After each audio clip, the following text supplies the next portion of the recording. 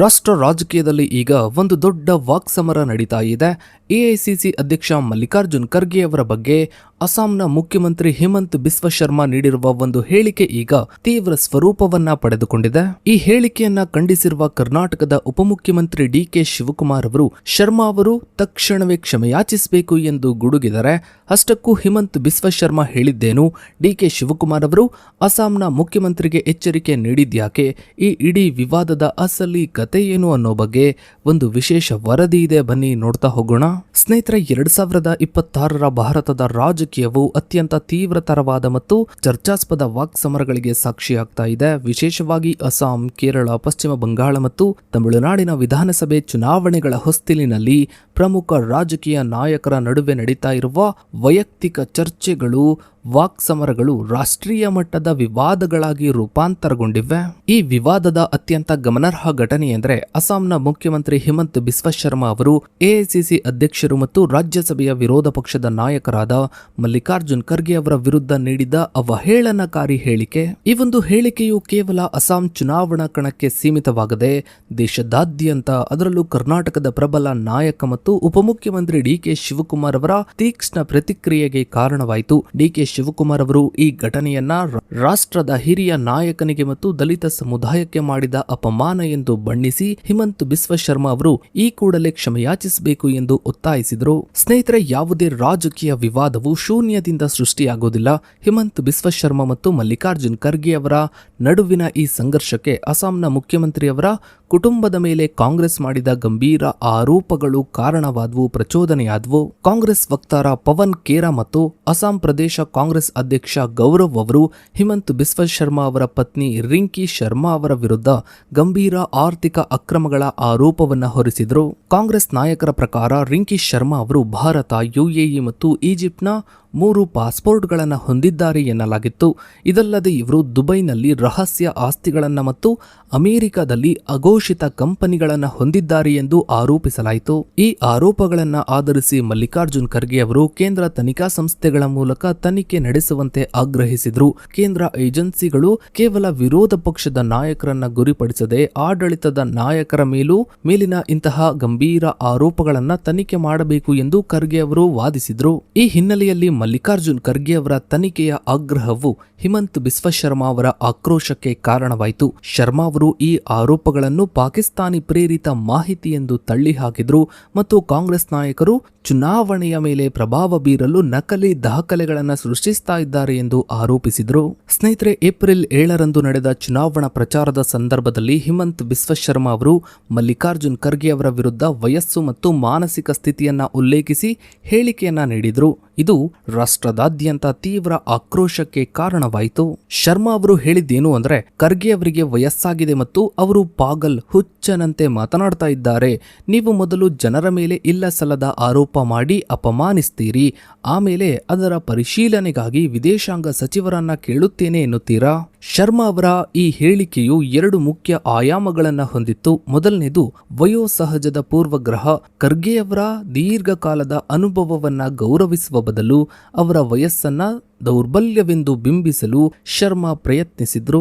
ಎರಡನೆಯದ್ದು ಮಾನಸಿಕ ಸ್ಥಿತಿಯ ಬಗ್ಗೆ ಲೇವಡಿ. ಪಾಗಲ್ ಅಥವಾ ಹುಚ್ಚ ಎಂಬ ಪದವನ್ನ ಬಳಸುವ ಮೂಲಕ ಖರ್ಗೆ ಅವರ ರಾಜಕೀಯ ತರ್ಕವನ್ನ, ಅನುಭವವನ್ನ, ಅವರ ಗೌರವವನ್ನ ಅವಹೇಳನ ಮಾಡಲು ಮುಂದಾದರು. ಇನ್ನು ಸ್ನೇಹಿತರೆ, ಕರ್ನಾಟಕದ ಉಪಮುಖ್ಯಮಂತ್ರಿ ಮತ್ತು ಕೆಪಿಸಿಸಿ ಅಧ್ಯಕ್ಷ ಡಿಕೆ ಶಿವಕುಮಾರ್ ಅವರು ಈ ಅವಹೇಳನಕಾರಿ ಹೇಳಿಕೆಯನ್ನ ಅತ್ಯಂತ ತೀವ್ರವಾಗಿ ಖಂಡಿಸಿದ್ರು. ಮಲ್ಲಿಕಾರ್ಜುನ್ ಖರ್ಗೆ ಅವರು ಕರ್ನಾಟಕದವರಾಗಿರೋದ್ರಿಂದ ಮತ್ತು ರಾಷ್ಟ್ರೀಯ ಮಟ್ಟದ ಶ್ರೇಷ್ಠ ನಾಯಕರಾಗಿರೋದ್ರಿಂದ ಶಿವಕುಮಾರ್ ಅವರ ಈ ಪ್ರತಿಕ್ರಿಯೆಯು ಹೆಚ್ಚಿನ ತೂಕವನ್ನ ಪಡೆದುಕೊಳ್ತು. ಬುಧವಾರ ಏಪ್ರಿಲ್ 8ರಂದು ಬೆಂಗಳೂರಿನಲ್ಲಿ ಮಾತನಾಡಿದ ಡಿಕೆ ಶಿವಕುಮಾರ್ ಅವರು ಹಿಮಂತ್ ಬಿಸ್ವ ಶರ್ಮಾ ಅವರ ನಡವಳಿಕೆಯನ್ನು ಸಂಪೂರ್ಣವಾಗಿ ಲಜ್ಜೆಗೆಟ್ಟದ್ದು ಮತ್ತು ಸ್ವೀಕಾರಾರ್ಹವಲ್ಲದ್ದು ಎಂದು ಬಣ್ಣಿಸಿದರು.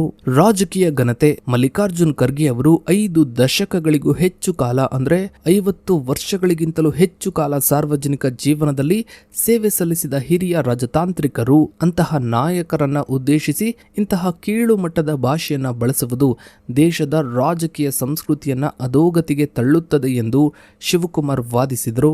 ಇನ್ನು ಪರಂಪರೆಯ ಗೌರವ. ಎಐಸಿಸಿ ಅಧ್ಯಕ್ಷ ಸ್ಥಾನವು ಮಹಾತ್ಮ ಗಾಂಧೀಜಿಯವರಿಂದ ಹಿಡಿದು ಅನೇಕ ಶ್ರೇಷ್ಠ ನಾಯಕರು ಅಲಂಕರಿಸಿದ ಸ್ಥಾನವಾಗಿದೆ. ಈ ಸ್ಥಾನವನ್ನ ಗೌರವಿಸುವುದು ಪ್ರಜಾಪ್ರಭುತ್ವದ ಅನಿವಾರ್ಯತೆ ಎಂಬುದು ಇವರ ನಿಲುವಾಗಿತ್ತು. ಇನ್ನು ದಲಿತ ಅಸ್ಮಿತೆ. ಮಲ್ಲಿಕಾರ್ಜುನ್ ಖರ್ಗೆ ಅವರು ದಲಿತ ಮತ್ತು ಶೋಷಿತ ಸಮುದಾಯಗಳ ಪ್ರಬಲ ಧ್ವನಿಯಾಗಿದ್ದಾರೆ. ಅವರಿಗೆ ಅವಮಾನ ಮಾಡುವುದೆಂದರೆ ದೇಶದ ಕೋಟ್ಯಾಂತರ ಶೋಷಿತ ಜನರಿಗೆ ಅವಮಾನ ಮಾಡಿದಂತೆ ಎಂದು ಡಿಕೆ ಶಿವಕುಮಾರ್ ಅವರು ವಿಶ್ಲೇಷಿಸಿದರು. ಡಿಕೆ ಶಿವಕುಮಾರ್ ಅವರು ಅಸ್ಸಾಂ ಮುಖ್ಯಮಂತ್ರಿ ಕೂಡಲೇ ಈಗಲೇ ಕ್ಷಮೆ ಯಾಚಿಸಬೇಕು ಎಂದು ಒತ್ತಾಯಿಸಿದರು. ಒಂದು ವೇಳೆ ಕ್ಷಮೆ ಯಾಚಿಸದೇ ಇದ್ರೆ ಇದು ಬಿಜೆಪಿಯ ಅಧಿಕೃತ ನಿಲುವೆ ಎಂಬ ಪ್ರಶ್ನೆಯನ್ನ ಪ್ರಧಾನಿ ನರೇಂದ್ರ ಮೋದಿ ಅವರ ಮುಂದಿಟ್ಟರು. ಇನ್ನು ಸ್ನೇಹಿತರೆ, ಈ ವಿವಾದವು ಕೇವಲ ಕರ್ನಾಟಕ ಮತ್ತು ಅಸ್ಸಾಂ ನಡುವಿನ ಸ್ಪರ್ಧೆಯಾಗಿ ಉಳಿಯದೆ ಕಾಂಗ್ರೆಸ್ನ ರಾಷ್ಟ್ರೀಯ ನಾಯಕತ್ವವನ್ನು ಒಗ್ಗೂಡಿಸಿತು. ಲೋಕಸಭೆಯ ವಿರೋಧ ಪಕ್ಷದ ನಾಯಕ ರಾಹುಲ್ ಗಾಂಧಿಯವರು ಹಿಮಂತ್ ಬಿಸ್ವ ಶರ್ಮಾ ಅವರ ಭಾಷೆಯನ್ನ ತುಂಬಾ ಕಟುವಾಗಿ ಟೀಕಿಸಿದ್ರು. ರಾಹುಲ್ ಗಾಂಧಿ ಅವರ ವಿಶ್ಲೇಷಣೆಯು ಬಿಜೆಪಿಯ ಸೈದ್ಧಾಂತಿಕ ಹಿನ್ನೆಲೆಯನ್ನ ಗುರಿಯಾಗಿಸಿತು. ಬಿಜೆಪಿಯು ಬಾಬಾ ಸಾಹೇಬ್ ಅಂಬೇಡ್ಕರ್ ಅವರಿಂದ ಹಿಡಿದು ಇಂದಿನ ದಲಿತ ನಾಯಕರವರೆಗೆ ಯಾರನ್ನೂ ಕೂಡ ಗೌರವಿಸಿಲ್ಲ ಎಂದು ಇವರು ಆರೋಪಿಸಿದ್ರು. ಯಾವಾಗ್ಲಾದ್ರೂ ಒಬ್ಬ ದಲಿತ ನಾಯಕ ಸತ್ಯವನ್ನ ಮಾತನಾಡಿದ್ರೆ ಬಿಜೆಪಿ ಅವರನ್ನ ಅವಮಾನಿಸಲು ಕೆಳಮಟ್ಟಕ್ಕೆ ಇಳಿಸ್ತಾರೆ ಎಂದು ರಾಹುಲ್ ಗಾಂಧಿ ಹೇಳಿದ್ರು. ಇದು ಬಿಜೆಪಿಯ ಪೂರ್ವ ಯೋಜಿತ ಮಾನಸಿಕತೆಯನ್ನ ಪ್ರತಿಬಿಂಬಿಸುತ್ತದೆ ಎಂಬುದು ಇವರ ವಾದವಾಗಿತ್ತು. ಇನ್ನು ಪ್ರಿಯಾಂಕಾ ಗಾಂಧಿಯವರು ಕೂಡ ಪ್ರಧಾನಿ ನರೇಂದ್ರ ಮೋದಿ ಅವರನ್ನ ಪ್ರಶ್ನಿಸಿದ್ರು. ಅಸ್ಸಾಂ ಮುಖ್ಯಮಂತ್ರಿಯವರ ಈ ರೀತಿಯ ಭಾಷೆ ಬಳಕೆಗೆ ಪ್ರಧಾನಿಗಳ ಅನುಮೋದನೆ ಇದೆಯೇ ಎಂದು ಇವರು ಕೇಳಿದ್ರು.